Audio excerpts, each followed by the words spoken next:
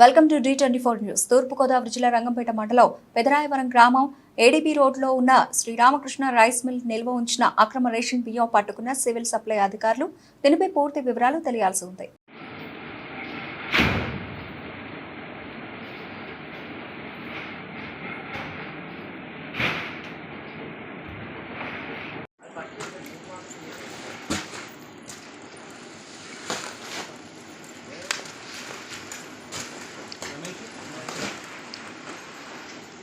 Sir ఒకసారి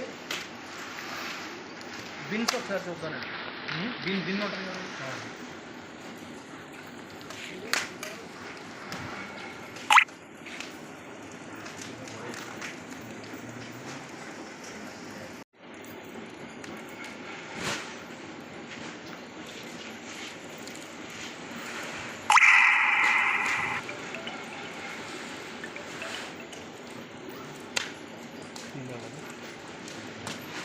కన్నా కొడుతున్నారు బండ్లో ఉండేది.